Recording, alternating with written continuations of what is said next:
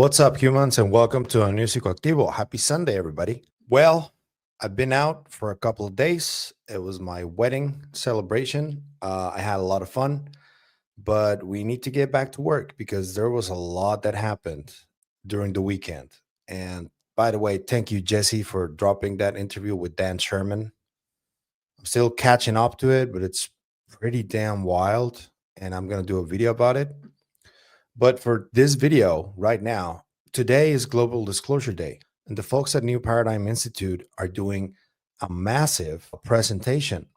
I'm going to show you the different people who are talking at this event right now, because this is an interesting lineup. We have Jim Garrison, who's the moderator. We got Richard Dolan. We got Karl Nell. We got Danny Sheehan, Eric Burleson, Kirk McConnell, Ross Coulthart, Jesse Michaels, Chris Bledsoe, Randy Hayes, Dr. Anna Brady Estevez, and my good friend Reed Summers. And there was one specific conversation that I really thought was very significant because Colonel Karl Nell, as you guys know, he's the one who's been doing these presentations of the control disclosure timeline. And he always felt more hopeful when it came to this control disclosure narrative. But something changed, especially recently, because of everything that's going on in Congress with the hearings and with the whistleblowers and all that. And he changed his tune now. So basically, he doesn't think that the control disclosure of this iteration from 2017 is going to work anymore. He thinks it's ended. So let me play you a little clip of him saying exactly that. And then I'm going to play you an exchange that Karl Nell had with Richard Dolan, good friend of the show.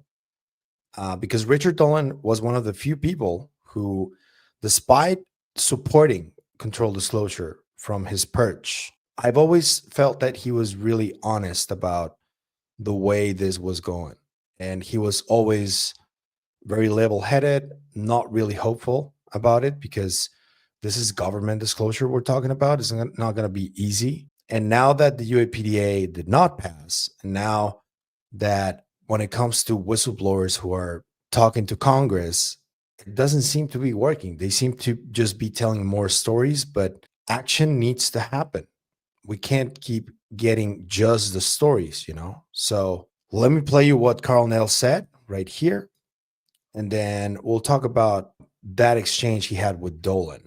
Yeah, Richard's probably the best person to probably kind of bounce some of these ideas off of, since he's an expert, having studied this field for many decades. So I guess the postulate I've got is that this recent cycle of disclosure that we might say started in 2017 with the Navy videos and Lou Elizondo coming out and as a whistleblower making various assertions, that cycle of disclosure is effectively ended with the failure to pass the UAP Disclosure Act, and with sort of the fourth or third in a series of hearings on the topic that I think increasingly have moved the needle less and less.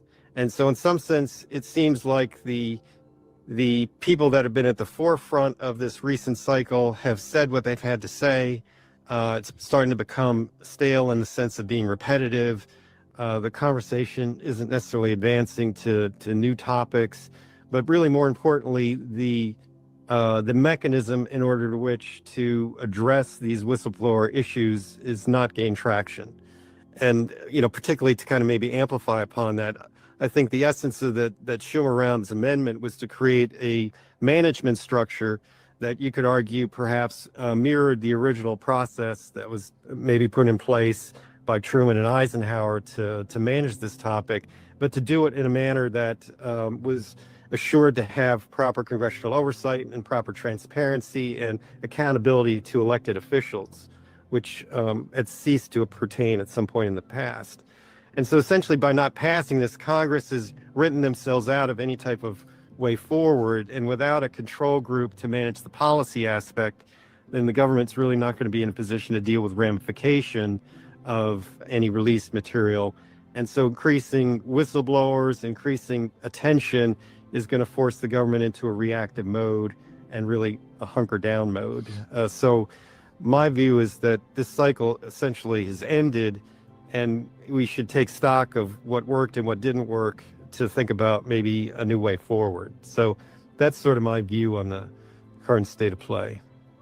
It's really, really provocative and interesting thesis, Karl. And honestly, there's a lot that you say that I find myself agreeing with. Yeah. And I mean, they really tried. I think that perhaps the Hail Mary for them will be this movie, Age of Disclosure, the Hail Mary for the controlled disclosure narrative. That's going to be one of the last chances they get to actually do something from the 2017 effort until today. I think it's the same effort, but yeah, I think it's going to be the last chance that they may have. But let's be honest here. Government disclosure is not the only important thing we should look at when we're looking at these topics. I think going case by case of any UFO sighting or any contact experience or any story, that would be the best way. And if you ask me, that's why I've been trying to track stuff related to astronomy, to the James Webb Telescope, Dr. Beatriz Villarroel's work, because I think that if disclosure does come and it has the potential to convince people of anything, I think that it would either come from a mass sighting of some sorts that these things decide to show themselves to us, or through science, through astronomy, through a discovery, through something like that. And I think that's where we may be heading. And again, if another effort from the government comes and it's more transparent and it has less obfuscation from different parties, because that's what happened. It had blockings and different narratives, different stories coming on. Many of them were false information, but they were planted to the overall story in order to stall the process and prevent for the UAPDA to pass and ridicule whistleblowers and all of that. That was done by design, I think. If another effort comes, I will support it still. I will still be critical if I see any type of inconsistencies, as I try to be always. But we all understand that any type of announcement from any government entity is very important. The impact that it has cannot be understated. So I don't know what you guys think about Karl Nell saying this, but I got to show you a different exchange from the same conversation that was about 41 minutes long. But I got to show you this one. Shout out to Wow on X. Right. So you're not going to get that person. But if you do, and you get that sort of drop, maybe you're creating the problem that we're trying to avoid anyway, right? Which is this, what I would argue, the catastrophic disclosure. Like all this information comes out and implications, and society and institutions are not maybe ready to deal with that. The whole process of, controlled disclosure was intended to mitigate some of these issues by creating a responsible approach, as opposed to, basically dumping this all out. So it's the difference between an impulse function that affects, public stability and legitimacy of institutions and the range of accountability, and smearing that out over time and through a slow, deliberative process where in the background maybe you've mitigated some of these issues, let's say the government. So I'm a little concerned that either that's going to peter out, or you create the problem that the whole UAPDA was intending to avoid, which is how to go from a stable pre-disclosure state to a stable post-disclosure state, which to me is very analogous to arms control, in fact, right? Like mutually assured destruction is stable but not desirable. Mutually assured survival is desirable and stable, but going from one to the other is highly destabilizing. And so how do you do that without really causing the problem? In other words, preemption, right? Like preemption in an arms control situation is what you're actually trying to avoid. So going from pre-disclosure to post-disclosure could precipitate that sort of catastrophic situation that we don't want.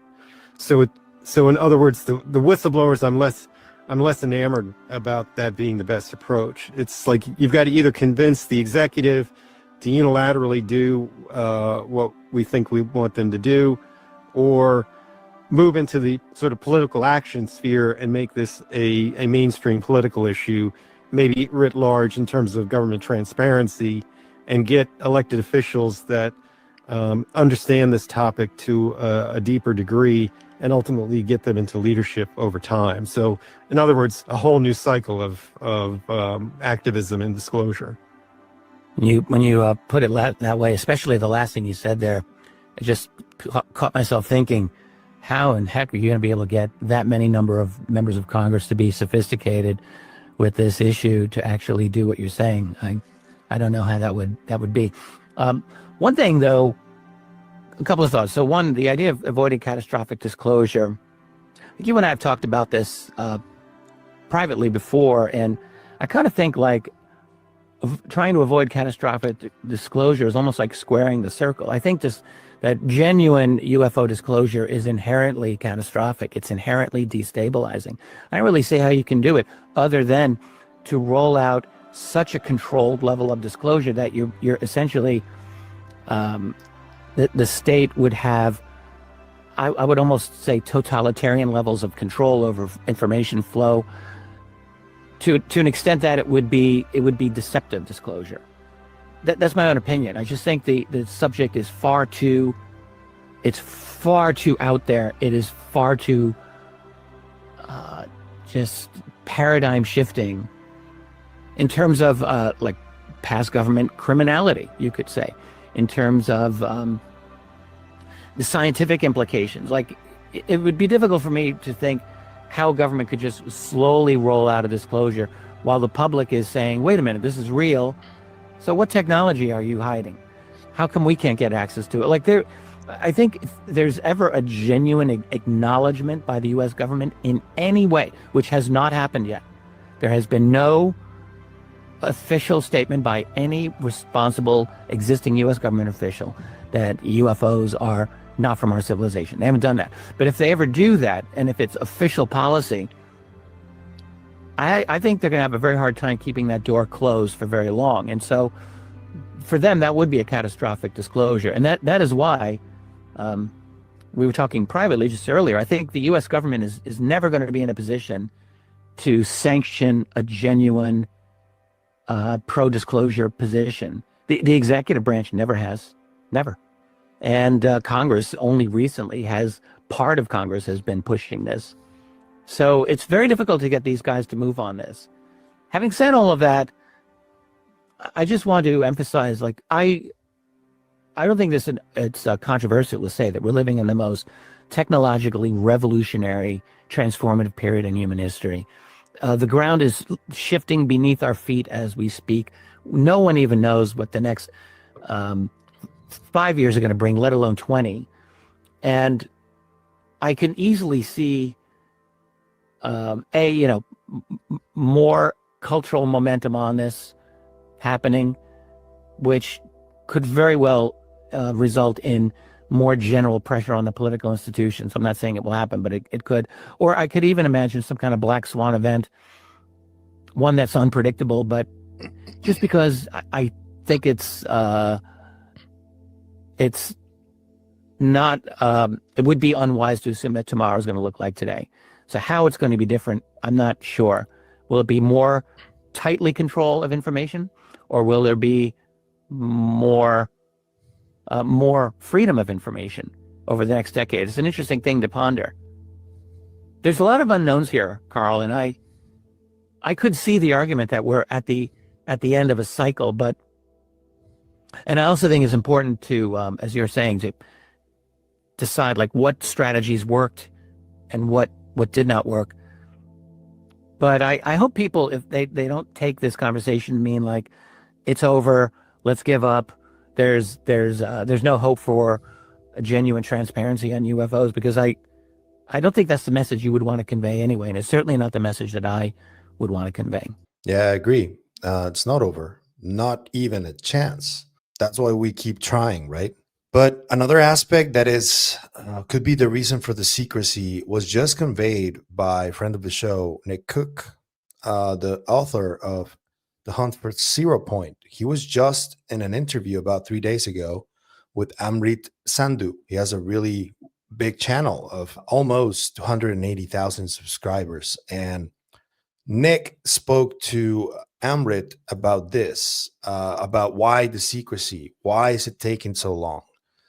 And I just got to show you what Nick said because I think this is what resonates with me the most. Because we keep ignoring the experiencer aspect of this whole thing. How we as humans are constantly experiencing weird shit happening to us all around us. And I think we should pay attention to that a little bit more, if not a lot more. Here is Nick Cook on that show that I told you guys about, talking about this. You asked me earlier about secrecy and UFOs and stuff.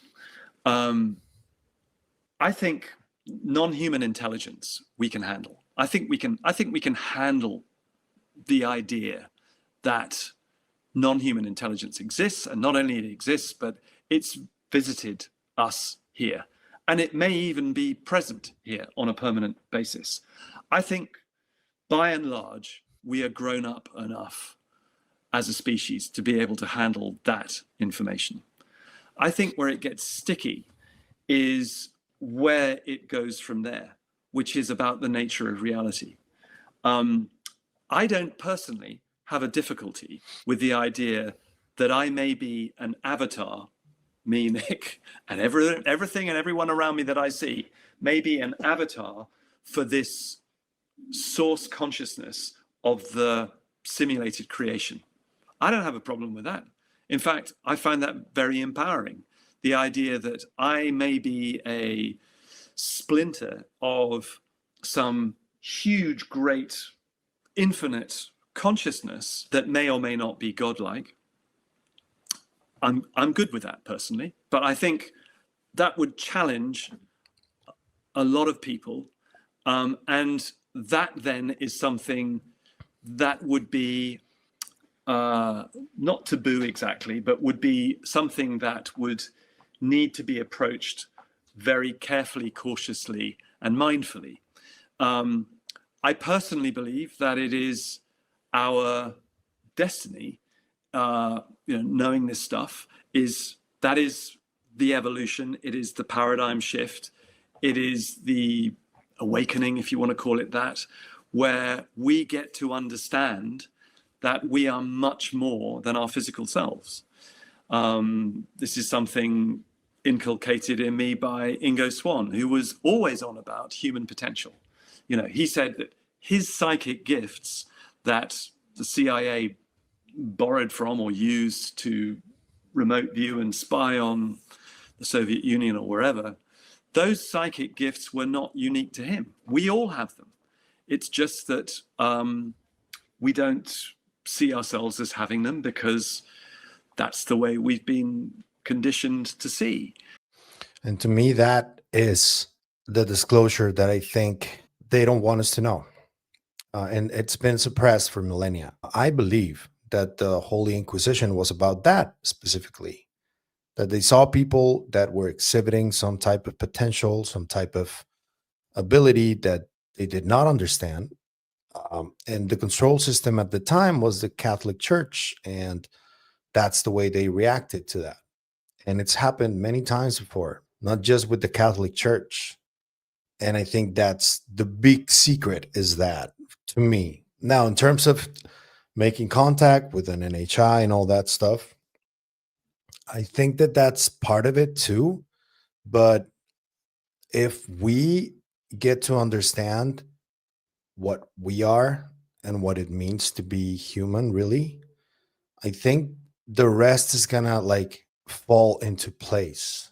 But if we do not understand what we are, if we don't understand our place as a civilization, then yeah, if like a chunk of information comes rushing down our throats and we're not ready for it, there's gonna be many consequences that a lot of people won't be able to handle. I agree with Nick there. So we also have to ponder that side. And I wanted to talk to you guys about it because there's a lot of conversation of contact with NHI and agreements and all that stuff. But nobody really talks about how important civilization is to all of this. I think we should pay attention, like Nick is paying attention. And I'm sure Karl Nell and Richard Dolan also understand this, but it's a much more difficult conversation. And it also ties into the Don Sherman interview with Jesse, which I'm going to talk about in my next video. But for now, I'm going to leave you. Let me know what you think about the overall New Paradigm Institute World Disclosure Day event. It's still ongoing. I'm going to leave a link in the description. If I see more interesting lectures from all the other people that I showed you, we're going to talk there. I'll do a video about that too. But for now, let me know what you think about this exchange between Karl Nell and Richard Dolan. What do you think about Karl Nell saying that the control disclosure from 2017 is effectively over or it ended? What do you think that means? Who do you think is the most responsible for this attempt to not work as they intended to? What do you think was the reason it didn't work? Let me know in the comments. And what do you think about Nick's perspective of this, about how important we are to the entire story? Do you think it would be very paradigm shifting if we found out that we have some type of potential that we don't understand yet? How do you think that would go over with people that are not on this topic? Do you think it would be too shocking? Let me know in the comments. If you like the content you see, I'm going to ask you to like, share, comment, subscribe, hype, and hit the bell icon. That's all you need to do in order to help us, and it is what helps us the most. So thank you. But if you want to support us in other ways, there's a few links down there you can choose from. You can become a member on YouTube, or you can support us through KGRA. Anything you choose to do is always appreciated. So thank you. That's it for me today on this video, but I'll see you guys in the next one. Remember, stay curious and inquisitive like Nick Cook. Always. Bye.